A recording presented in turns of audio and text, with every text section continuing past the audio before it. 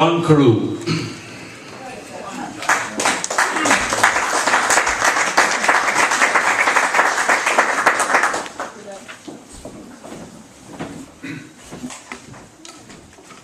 Mr. Chairman, ladies and gentlemen, my poem is on page 13. Firstly, I'd like to thank Dominic and Gary for including me in the revival. This poem came about from the fact that my daughter Sarah, she got her Holy Communion last May. And earlier in the year, her mother had her dressed up in her Holy Communion dress and all her finery. And I've been a bit biased, thought she was beautiful. But later that night in St. Kate, we watched a very disturbing documentary on child abuse. So I'd like to dedicate this to anyone that suffered from abuse. And this is called The Communion Dress. Father Murphy blessed them on their special day, spoke of their innocence and purity. She did not raise her head, for she knew he would see her sin deep within her eyes. He shook hands with family, neighbours and friends. He smelt of toothpaste and deodorant. Ingrained in her mind is the real smell of daddy. Strong whiskey, stale sweat. Tonight, her white communion dress will be stained. Thank you.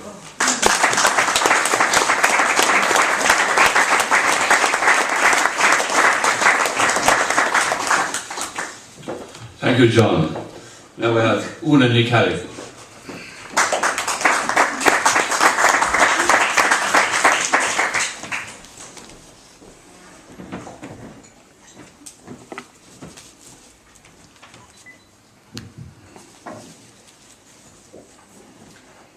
I'd like to say thank you to Revival for choosing to publish this poem.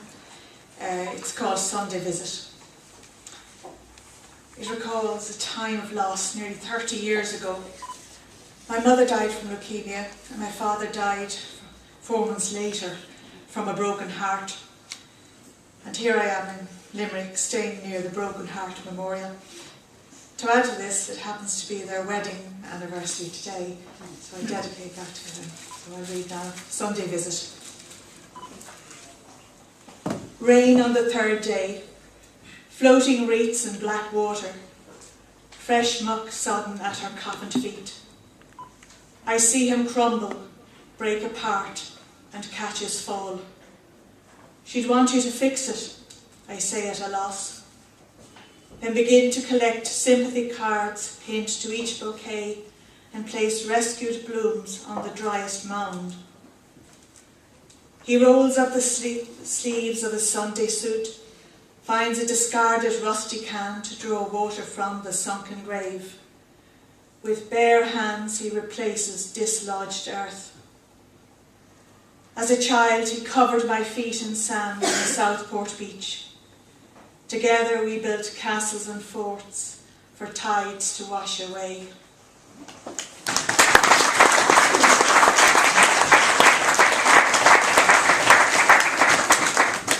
Thank you, Una. Tom McCarthy.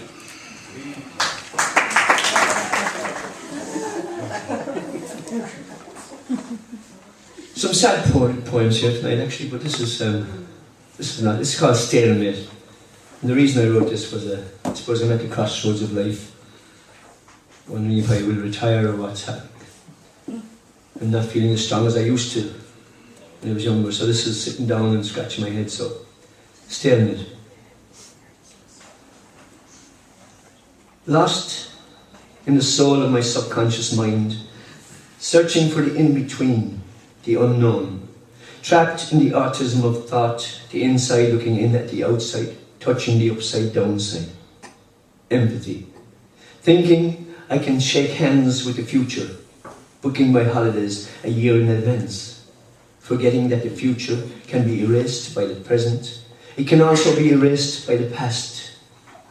Why can't humans pitch like dolphins? There are no poets. There never was. Only interpreters plagiarizing works already submitted by the universe. Butterflies hissing at such a thought. Fish splashing violently throughout the waters of the world, creating a tsunami. Birds soaring to the sky an act of protest. Trees refusing to let go their leaves in the fall, ignoring winter's call. There are no poets, there never was. My only refuge is my bunker, my bed, using my pillows as sandbags, listening to the bullets whisk past my head, waking to the realization that bullets can draw blood in dreams, leading me to believe that fish and I have one thing in common. We cannot swim in red sand. Why is it so hard for me to find the right balance, the in-between, the unknown? Why do I continue to search for something I already have and have had for a long time?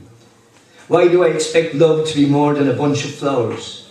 And why can't humans pitch like dolphins? Thank you.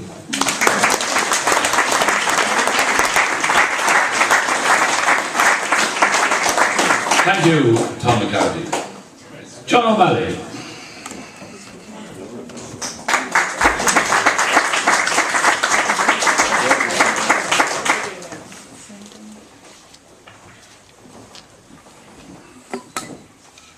Thanks, Dominic, for the privilege of including us all and in such exalted company. Excuse me. Anchor poem. To get to the point of the story, from an English public house on the Thames to Holt Village.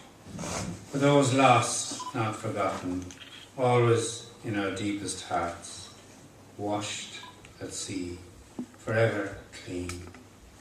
We have two boys, Robert Gray, Kevin O'Malley. Their names on the memorial, my story. Asking and remembering. A grandson with a sponge for a brain, knowing the rope up the anchor instinctively is worth climbing until he falls down with tiredness. His uncle asked me to question Adrian, the uncle of the other lad lost on Ireland's Eye for his best lift, hitchhiking around Europe. They settled for the trip from Istanbul to Belgrade. Nothing lost in the telling. All tied down with friendship.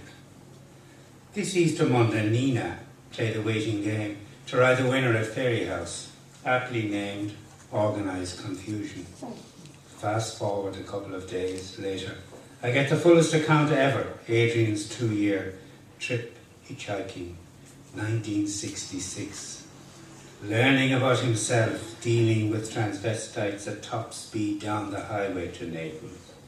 Getting into Berlin in those days meant you had to take one lift only through 100k of East Germany. Suffice to say, all young men telling their life stories, old men listening. Thank you.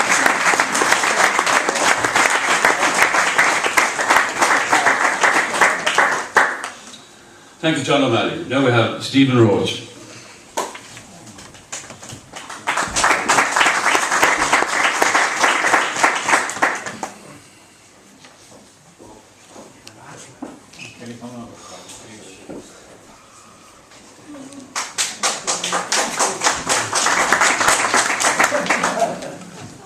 Sorry about that. This is actually the very first poem I ever wrote, but let's see what you think. Coloured Gates. The end of the world was the beginning of you. The end of me was the beginning of life. The end of us was disaster above. The key to my lock which closed the coloured gates. More shine brighter than the others, releasing in a single beam. But I looked straight past and found my future engulfed in a cooling flame of destiny. I thought from time to time, 14 years I battled to learn. But in turn I said, okay, I'll finish another day. This is why the great books of arithmetic and literature have been locked away. A voice said, shh, you. I don't think it's your time. That's my phone. I cry when I think about who died. Past, present, future. All are one, bound by notes of a continuous song. But why are there notes from my past that I can't find? To tell the truth, he, her, or them can't make the mind. I thought, I can do this. I'm the rainbow. But why do I? All at once, realize a big nail is growing in my brain. I told the colours to go away, but they already left because I called my name. Now, my intermediate stage is an array. All things are not one, but single-minded. I see I am like the tree. I must leave. Life goes on, says the bird. That is all. Thank you.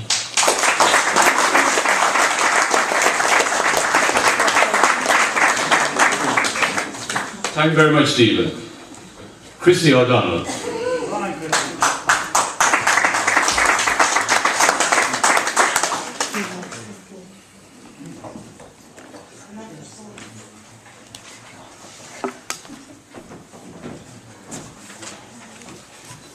Very serious tonight.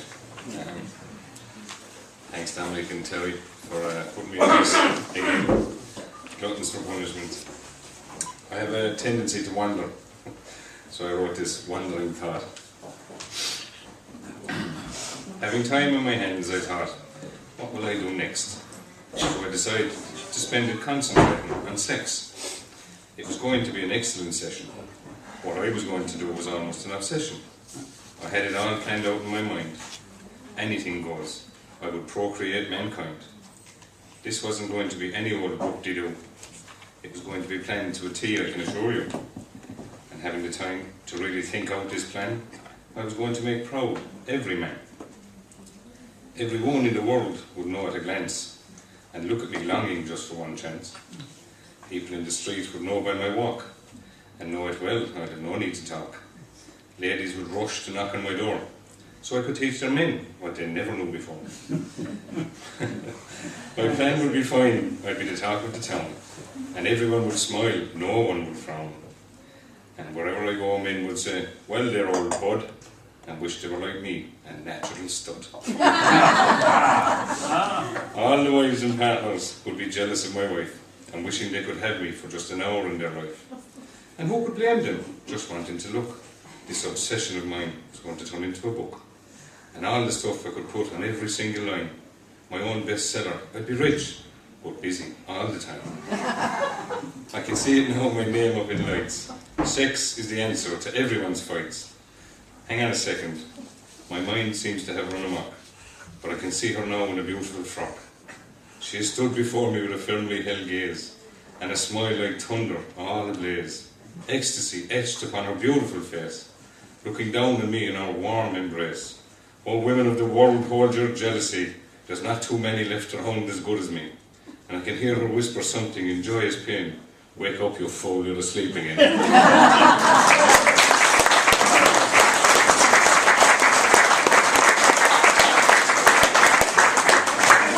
That was the inimitable Christy O'Donnell. Jock Hogan.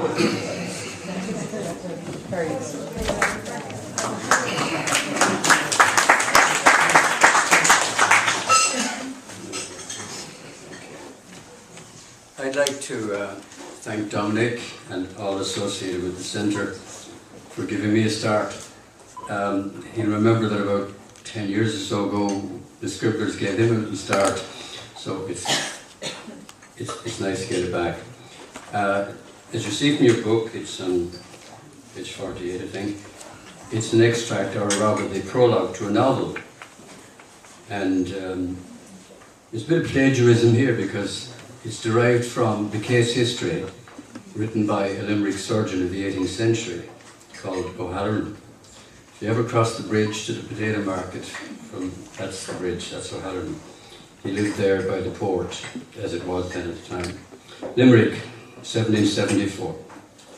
The main street of Irishtown began at Ball's Bridge and rose in a gentle slope from the Abbey River to a point where it formed a forked junction with Mungrel Street on the right and John Street on the left.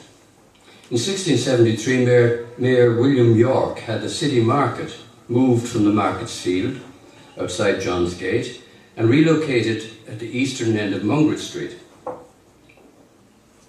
Some years later, the corporation ordered the demolition of the old castle and they built the market house on the site.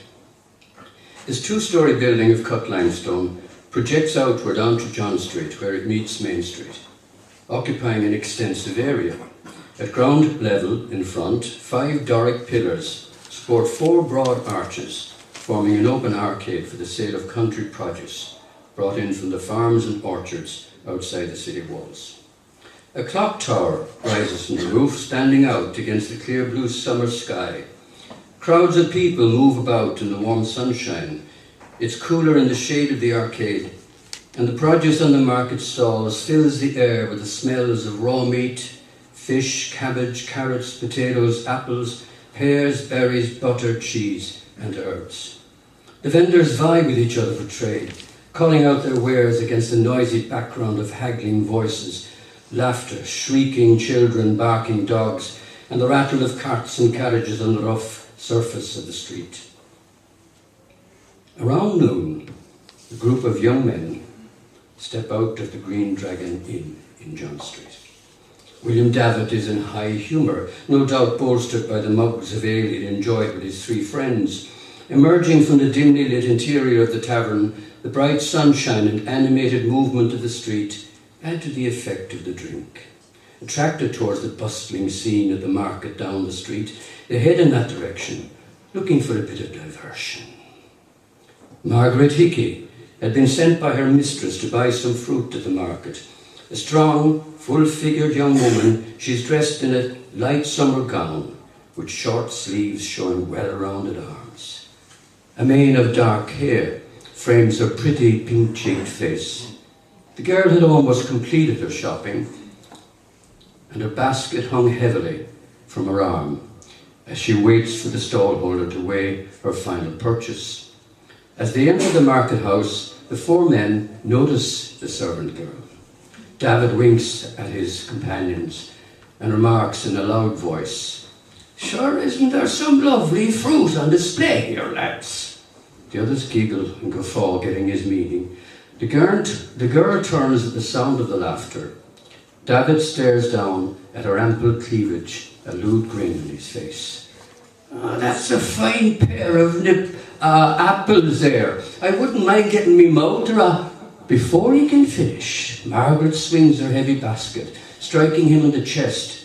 Shocked, the man staggers backwards and tumbles to the ground. Before anyone can move, she seizes a brass weight from the fruit stall and strikes him repeatedly on the left side of the head. Then she's strode out of the arcade. The 3 men stare in amazement as at their unconscious friend, blood seeping slowly out of his temple onto the stone flags.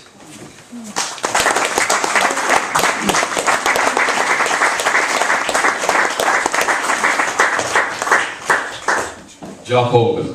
Now we have Sylvia Roach.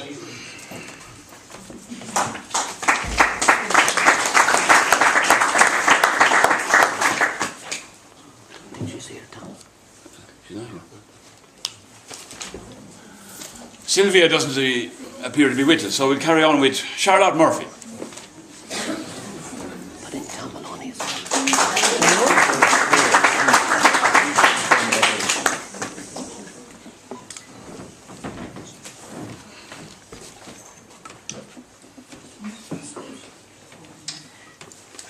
Good night. I just want to thank as well the editors and those who put this together for being kind enough to choose one of my poems.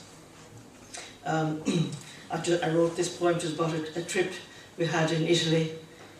Terry was on this trip as well, she may not remember it, but and it was, we found this ruined church in the Tuscan hills, and there was something I thought in this church quite magical, and it stayed in my imagination.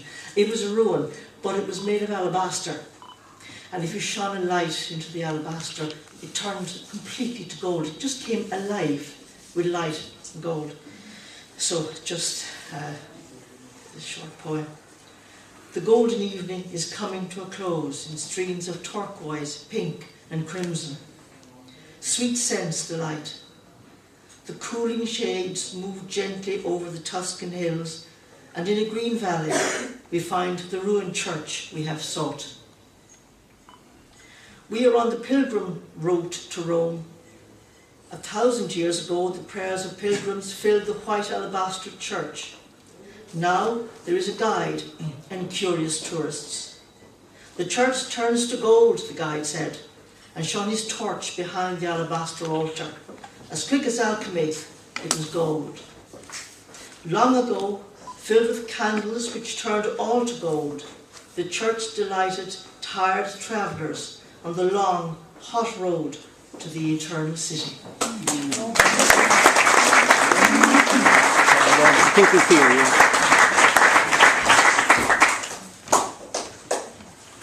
Thank you, Charlotte. Tom Maloney.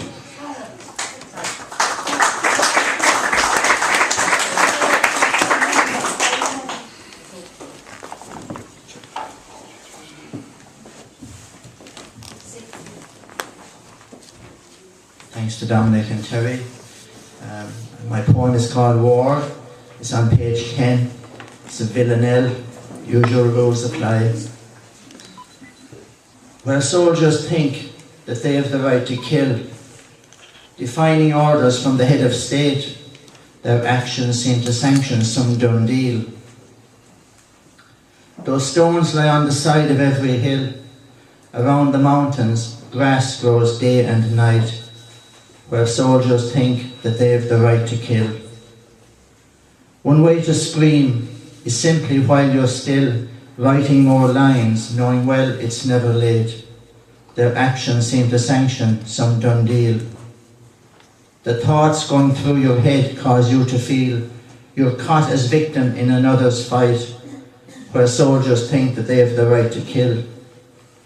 As cudlers warn nature with a shrill, as racing clouds confirm its fight or flight, where their actions seem to sanction some done deal. No matter how you toss or blank or will, with words you rage for justice' sake to right, where soldiers think that they have the right to kill, their actions seem to sanction some done deal. Thank you. You're taking a break now? Yeah, for 5 minutes. Thank you very much, Tom. There will be now a 5-minute interval. Thank you.